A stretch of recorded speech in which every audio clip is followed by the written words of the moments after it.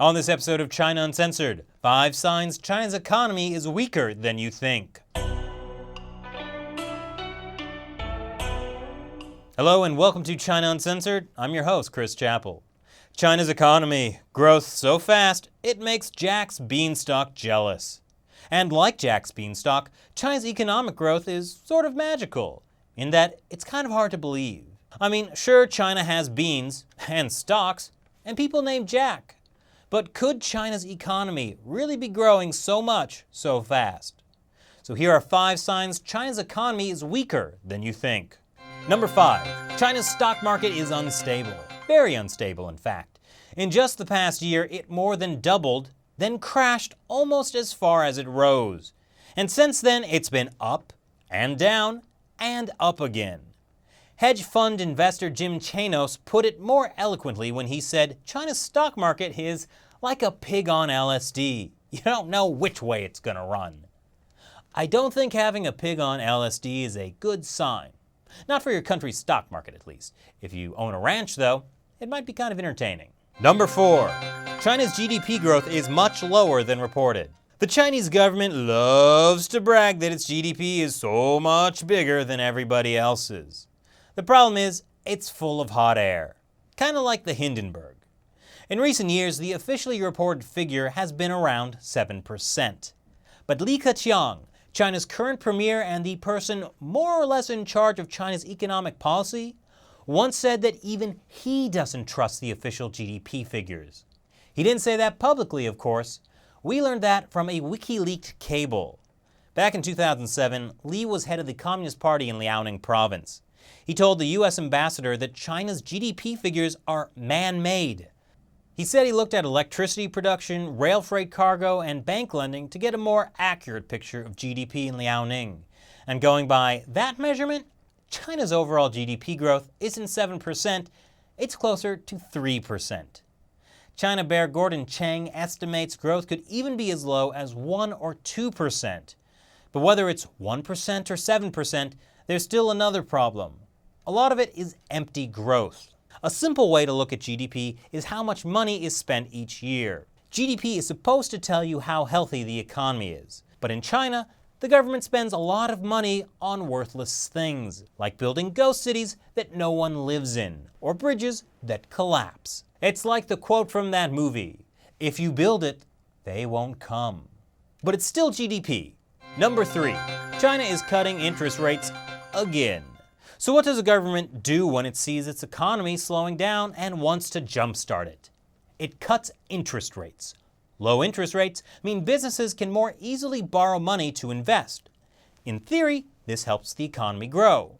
What's weird is that China is supposed to have one of the world's fastest growing economies. So why would they need to cut interest rates? But in fact, their central bank has lowered interest rates 6 times this year. It's almost as if the guy in charge of China's economic policy doesn't believe China's GDP data. Oh. And here's the problem with low interest rates. Although it helps in some ways, it also encourages companies to invest in things that aren't necessarily good investments, like building cities that no one is going to live in. Number 2, China has an unemployment problem. You know how said electricity production is supposed to help measure GDP growth? Well, one of China's biggest coal companies just fired 100,000 employees because China's electricity growth is the weakest it's been in 30 years. You know who else can't find jobs? Millions of people.